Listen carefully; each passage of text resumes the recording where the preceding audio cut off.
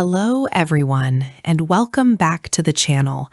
Tonight, I want to take you on a journey to a place where the shadows are a bit longer and the air feels a lot heavier.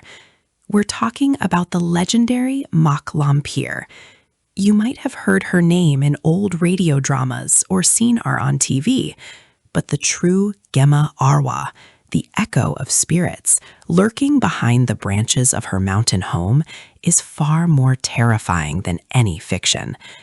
Imagine walking through a forest where the trees seem to lean in to whisper your name. That's the atmosphere we're diving into today. So grab a warm drink, dim those lights, and let's explore the dark legacy of the woman who chose immortality over her soul. The legend of Lampir isn't just about a scary face. It's a story of profound tragedy and a slow descent into darkness. Centuries ago, she wasn't a monster. She was a woman of immense beauty and power, but she was consumed by a love that could never be. When the world turned its back on her, she turned to the forbidden arts. She retreated into the dense foliage of Mount Merapi, seeking solace among the twisted roots and jagged rocks.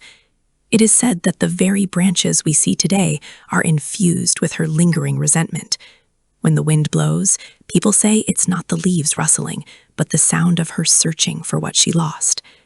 Can you imagine the silence of the woods being broken by a laughter that sounds like breaking glass? What exactly is the Gemma Arwa? Local villagers believe that those who vanish in these woods don't just die. Their voices become part of the mountain itself. They become echoes trapped behind the branches. If you wander too far off the path, you might hear a friend calling your name from behind a thicket, only to find nothing but cold mist. This psychological warfare is Lampir's specialty. She feeds on the confusion and the fear of the lost. The Jenna, or echo, is a warning, a signal that you have crossed into a realm where the living are merely guests, and the dead are the permanent residents. It's a chilling thought, isn't it? That your own voice could be stolen by the trees. As we move deeper into this lore, we have to talk about the physical appearance of the woods themselves. They call it the Dahan Lampir because the branches are unusually sharp, almost like claws reaching out from the darkness.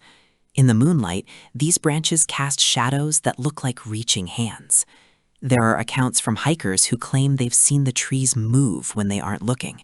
It's that corner of the eye horror that keeps people awake at night. Some say the trees are her eyes and ears, reporting back to her every footstep taken in her domain. It makes you wonder, if the trees could talk, would they scream, or would they just laugh like she does? The rituals associated with this legend are equally grim. Ancient stories speak of dark offerings made at the base of these trees to appease the spirit. People would leave items in hopes of finding lost loved ones or seeking forbidden knowledge. But the price was always too high. Lampir doesn't give anything for free. The Gemma Arwa is the collective sound of those who tried to bargain and failed. It's a reminder that some doors, once opened, can never be closed again. Even today, some people swear they find strange arrangements of stones and twigs deep in the brush, markers of rituals that haven't stopped, even in our modern world. It's a bridge between the ancient and the now, built on shadows. Let's pause for a moment and think about the atmosphere. The silence in these woods is said to be absolute, except for the echo. There are no birds singing, no insects buzzing, just a heavy, suffocating quiet. This slow burn horror isn't about jump scares. It's about the feeling of being watched by something that has all the time in the world. Lampir is immortal after all. She isn't in a rush. She waits behind the branches, biding her time until the sun dips below the horizon. For her, every visitor is just another potential addition to the echo. If you've ever felt that prickle on the back of your neck while alone, you know exactly what kind of energy we are talking about here. There's a specific story from a local elder I want to share. He spoke of a night when the Gema Awa was so loud it sounded like a choir of whispers. He was lost, and every time he turned left, he heard a voice from the right. Every time he turned right, a voice came from the left. He realized the branches were acting like mirrors for sound, trapping him in a sonic labyrinth. He only escaped by closing his eyes and praying until dawn.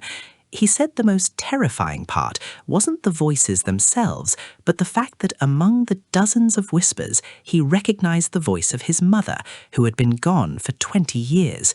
That is the cruelty of Lampir's woods. She uses your own heart against you. The cultural impact of Lampir in Indonesia cannot be overstated.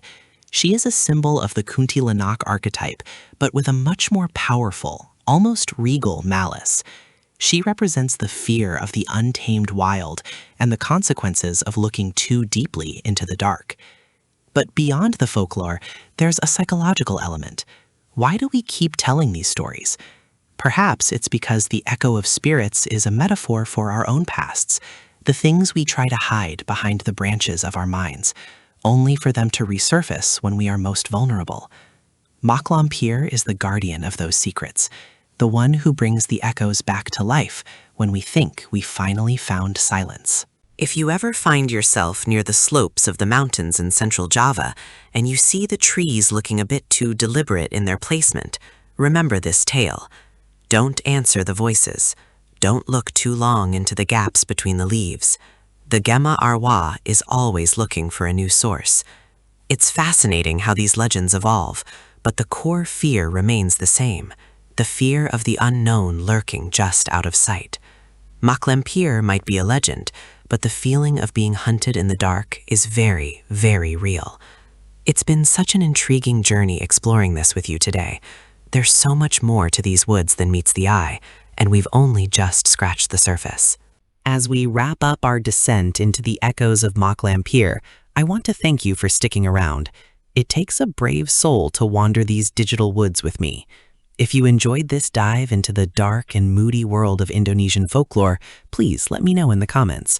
Have you ever had an experience where you heard something you couldn't explain? I'd love to hear your stories.